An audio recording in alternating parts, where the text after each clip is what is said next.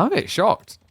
Yeah, I can't believe that. The deer were just out of range away with the sea. One and all, this matchup is a complete and utter nightmare for the Japanese. But it looks like Louis is up to the task. We hop into game number 3. The nightmare is the deli. B has got them in the green, but Louis MT is trying to show us a new way. It is a dark age, or maybe a golden age in a weird way for Japan. These Dark Age Spearman plays have been all the rage. Almost every single Japanese game now includes them. And alongside that, we've seen a move away from Shinobi back towards the storehouse. Why? Because food is good. Japan has a very big issue with food. It's their biggest weakness, actually, when you think about it. It tends to be the thing that runs out. You either win the game with the first Mount Samurai, or you no food, no bueno. But with this play, you can very cost efficiently shove deer into your base to give you a lot more runway. B, well, he does see it. And this is where you look to lane the deer. Now, this is a strategy that first worked really well for Japan, but has become very predictable as of late. In fact, if you get in a game against Japan and you're a pro-level player, the first instinct you have is, let's check to see if they're deer shoving. Nice Ring of Ring Roses. B, using the terrain against them. This is where the gold vein kind of helps you push deer, but it also works against you. It's a great laming. B does lose one of the sheep. We'll lose 2, actually. Louis, nicely microed there. But now you've got 2 deer. Oh, God. And if B finds the second deer stack, he can lame that as well. Which means, at that point, like, this play from Japan's not very good. You will still have Spearman into Delhi Ghazi, but unless you want to play out onto the map, it's going to feel really, really bad. And I don't know if you really ever want to play out onto the map against Delhi here. There is a theory that the new Yumi might make it worthwhile, so maybe do like Spear Yumi as a comp. And that way you could add in a few Samurai, makes you a bit more tanky against Archer Fire, but I think Ghazi deal with the Samurai very well, is the problem. Curious to see how he's going to try to approach this, because it definitely doesn't feel like a great start. B with 9 sheep, meanwhile Louis at least does have 15. And wait, did B just go home? He did. Yeah. When you see the enemy scout, though, do you just rear off, maybe? I'm a bit shocked. Yeah, I can't believe that. The deer were just out of range away would have seen them. So now, despite the lame on the easy deer, Louis is going to get the hard one all the way home. And B's rushing back. But if you get the deer to just here, consider it home. Because you can just wall off and then secure the area. All right, guys, we might actually still have a game.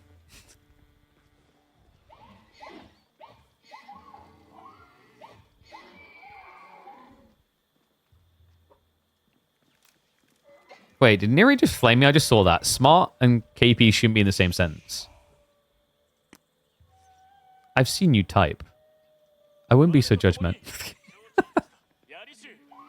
Why am I catching strays? It's my birthday. I thought everyone's meant to be like nice to me and stuff. Like, did anyone bring cake? No one think to bring cake?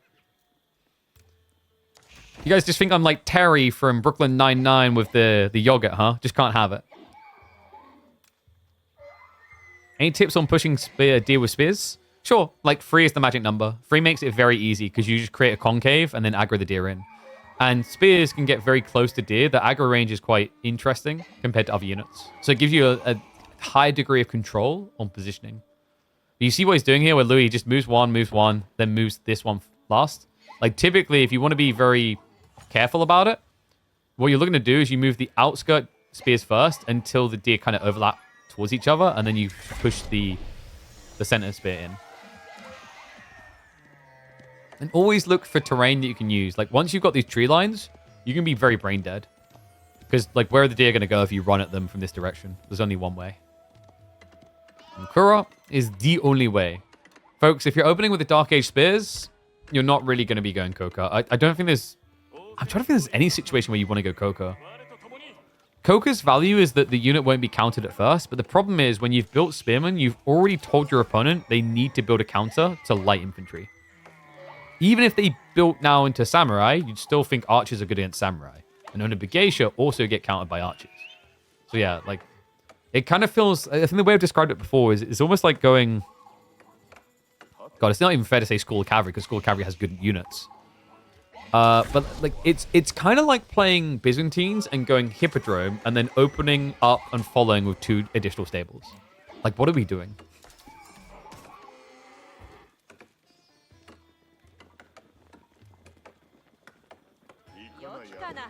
Used to jump haze your friends on their birthday. Yeah, but that's like some weird machoistic child law crap. What's up with hazing? He killed the deer. It's okay though. Like no, the deer are sleeping. Have you guys not seen that like cartoon where the animal gets home and it unzips its skin and hangs it up to sleep? It's just that. It's fine. It's totally safe. And then when you see the villagers gathering from the deer, that's just them donating their organs to a needy kid. Okay, so Ghazi on the way from B. And remember, Sacred Sites is going to be the focus point on both sides here. It looks like Louis actually is going into some samurai. Ooh, what? Yo, he's not just going into some. Is this mass samurai feudal? It is. He got a lot of deer home. He got 9 in total because 2 didn't get lamed over here. Oh, sorry, no. He got 1 in total from here. So 8 in total. It's still respectable. It ends up being 2,800 food. Plus, he's got the farms to gradually transition. And on the sheep game, he's at 21. I think this is Horseman Samurai. Not just because I see it on the... But it makes sense comp-wise. So the Horseman kind of just buffer the shots in the Ghazi. And then if your opponent's going Archers, you catch that. Because Samurai, we said, can kind of get kited and killed by Archer. But even though the Samurai struggle a bit because Ghazi get bonus damage against them, when you layer in Horseman, the fight becomes a little bit more dented. And also, it's just a simple A-click combination for Louis.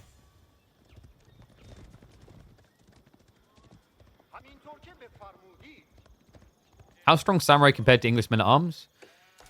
Usually considered a bit weaker. The problem is, although they are stat-wise better, they cost slightly more, and then also usually you don't have the income that English do to sustain it.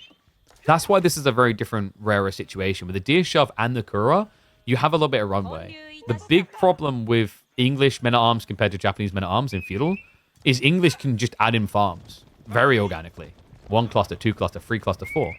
For Japan, the idea of building 20, 30 samurai before the Deer Shove meta came in, that felt like a death sentence for Dark Age and Feudal Age. You just couldn't justify it. Because like when you look at the raw stats, they're better in Feudal Age. They cost slightly more, but they get deflective armor and they get an extra melee tech. And then eventually get katana bannerman. It's like there is a lot of plus sides. But it's a lot harder to justify compared to English men-at-arms in Feudal.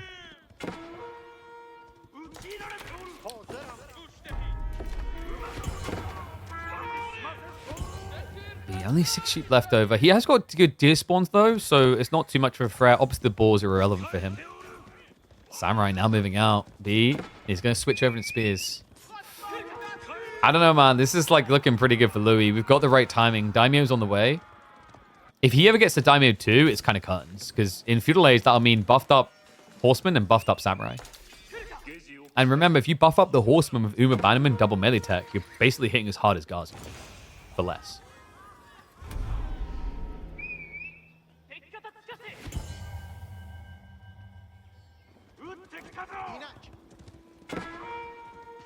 Another thing to keep in mind about feudal men-at-arms for English, when you force them back into their base, they have the aura to defend with, whereas Japan won't. So I think this strategy for Japan is all about momentum.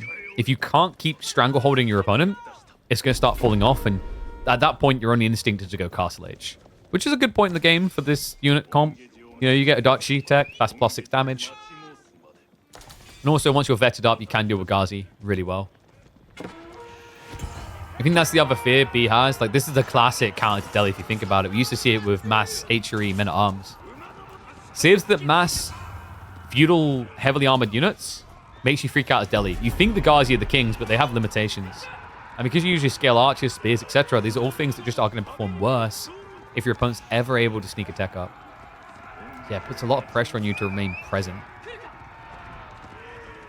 Presence. Only managed to lock in 1 Sacred Site north side. Louis is going to be approaching the base. Samurai. Almost in already. The Horseman actually could just sneak onto the tree line. I think Louis is being a little bit respectful, doesn't want to overextend. He's just going to hang around and torch a little here. And we're almost at 20 Feudal Samurai. Main thing about English men-at-arms is that they produce a lot faster. Excuse me, that is true, but also remember the counteraction to that point for Japan is they only pay 75 wood per racks. So you may produce a men-at-arms in 15 seconds, but I can build 2 racks for the same price. Ergo, my production rate is every 10 seconds by that logic, right? So I don't think the production rate is as crazily important as you're thinking. It's definitely a small detail, but like the bigger ones are the ease of farm transitions, the attack speed aura,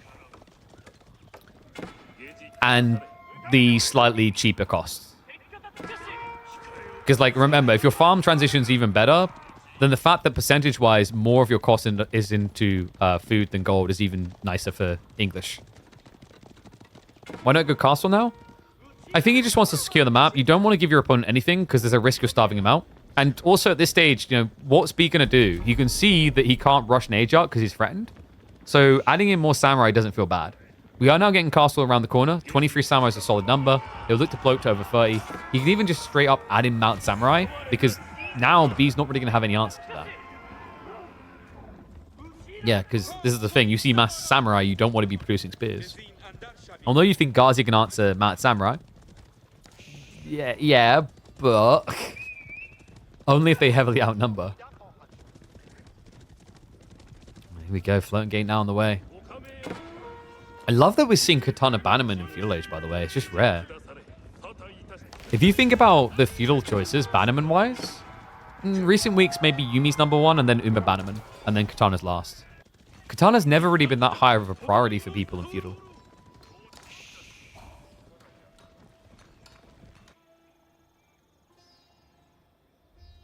Pretty sure Delhi wins this, they can still produce faster. But the quality of your army is substantially worse. The only upside you have right now is that Louis is not standing outside of your base. He's not really that far away either. They beats him on the tech up. B now has to react with his own tech up. And by the time he's ready to age up, there's going to be almost 30 samurai diving the primary TC. This is scary, folks.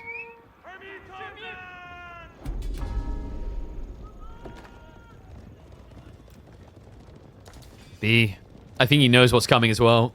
There's no easy way to convince Louis away from this all-in timing. If the samurai are at home, you could counter-raid and try to dive him first, but instead, he's going to have to fall back into the base and pray that his army doesn't melt too quickly here. Louis, he's waiting for melee tech 3. Also doesn't have ranged armor 2 yet. Don't really need it that much against mass archers. They already are reduced down to 1 damage. B forced to reinvest again. More Ghazi coming. Has at least got the pro scouts play behind. Even actually litters onto the deer with the villagers. Horsemen are going to be rotating there. He will get early warning of the villagers out in that area. Louis just being very respectful. You see, he's just not rushing the timing here. He's looking for a sign of lack of production to tell him there's a tech. Horsemen are getting countered out by the spears, so good reaction by B. Relics are also being picked up by Louis behind this. And he pulls the trigger. House of Learning on the south side of the base. And look at what he does. He drags the army away from it. Is Louis going to fall for it, though? Like, this should be a bit suspicious. He's now forcing him to leave the base. And there we go. Second wave heads south. Hasn't got a scout. He's just on the edge of revealing it here. He's like, hey, this way. Over here. Come kill me. And it is actually working. Samurai have leaked onto the farms, though, or onto the deer on the back. A lot of Ghazi to counteract that small group. I think Louis, this is crazy. He's flooding all the wrong places. Like the one place that would just end this game. And he's just taking him for a lap. B, if he can actually save up, get 1 or 2 war elephants out, the samurai are not going to be having a good time against that. And yeah, I think Louis finally realized to the true extent that he's been baited. It's sad for him because he checked every angle of the base bar 1. And that 1 is going to be where B gets the age up. That's crazy. B, it's immediate lances. Okay, so no war elephant to begin with, but that's because of a lack of gold here. Remember, he has no sacred site control. And he still has problems. Finally queues up an elephant. I think he had to sell. Yeah, he sold food to make that happen. Mountain Samurai are now arriving though. I think despite this sick play by B getting to the next stage, he still has a huge problem here. There is zero pressure into Louis. He's picking all relics from the map. You have no sacred sites. You have low control over your own base here. And veterancy still feels like so far away, even though it's just a minute for Archers and Ghazi. I mean, one, he hasn't queued up the Ghazi, but two, a minute feels like a lifetime in this position. Elephant's going to come out to play. So B, do you just turn in and fight in the choke point? Because right now, yeah, there we go. Because he was just running away. It felt a little bit pointless. The pathing and the scholar pull. Good reactions though. Louis is going to surround. And the how do you even get in there? Did he really just teach that elephant to jump a wall? Actually, look at the size of it. I think you can just casually walk over the wall. Knees are a bit hard to lift though. This is getting ridiculous though. I think despite the valiant effort of B getting an age up like this, just look at the state of things. He's losing the relic game. The eco lead is building. Louis has just been seeping over into the eco pockets. And those eco pockets are not going to last much longer anyway.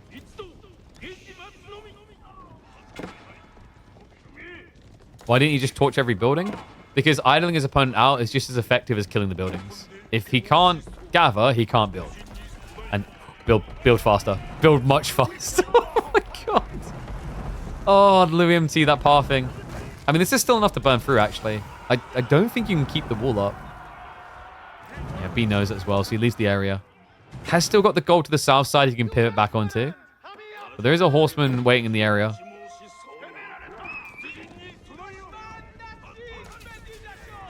He's got 2 war elephants. But Onam... Oh, no. You know, in some ways, guys, Onimusha is actually a better counter to elephants than crossbows.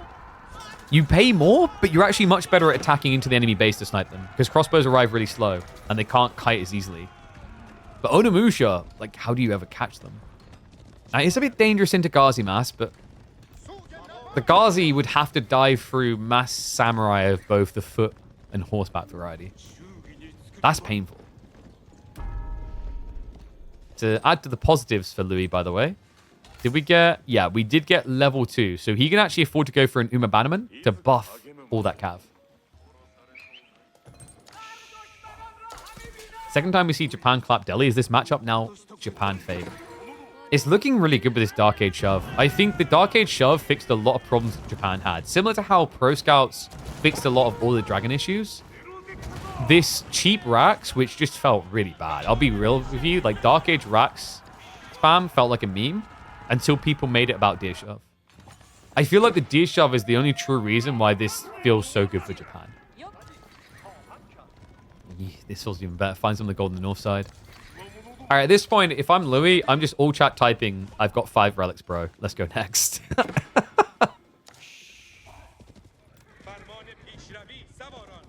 Not over for Delhi yet. Are you sure?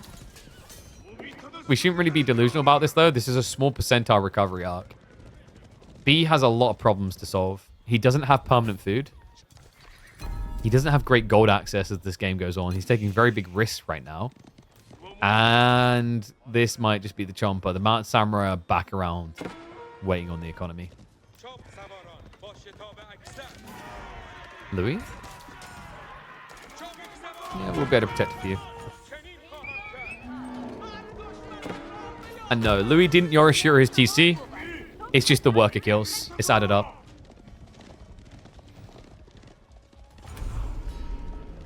I think B's call into crossbows is very logical here. It counts pretty much everything Louis is doing. The problem is the game hasn't become linear right now, so his crossbows, if they can find a big fight, great. Well, not right now. They'd want to wait a little bit until the number's bigger. But for Louis, you can see he's still in raiding phase. And until B can find his way into things like castles, that's not going to change. In fact, I think that's what B's cooking. Smart call. Very risky, but in this position, like, what else do you do?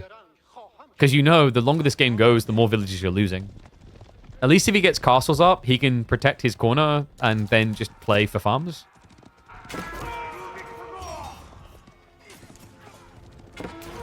He has, like, no radius left, by the way. Only 8 Ghazi. Elephant. Oh, my God. All right, let's not walk into the elephants. That's like being a sentry in World War II. Like, man, I really want to go to the coffee shop. And I can save like 5 minutes if we walk through the minefield. Let's save time. Might be out of time here, though. The war elephant's not even turning around. You see how effective the Onimusha are. Tickling away at this. He's hesitant to stand his ground. He's got the choke point now, but it just feels like too little too late. Onimusha count too high already. He's getting rolled. He has to break away, which means he's sacrificing skulls and crossbows. And although it's no Adachi tech on those samurai, they still hit hard enough. Yeah, and the Onimusha are just sweeping through what remains. Game 3, now Luis to lord over his opponent. And I am starting to wonder if the Japanese groove with Dark Age is a bit too strong of a dance for Delhi to catch up with. Because now, as someone said, for the second time, we're seeing this. It's Japanese taking out the Delhi. Historically, one of their hardest matchups in Age of Empires 4.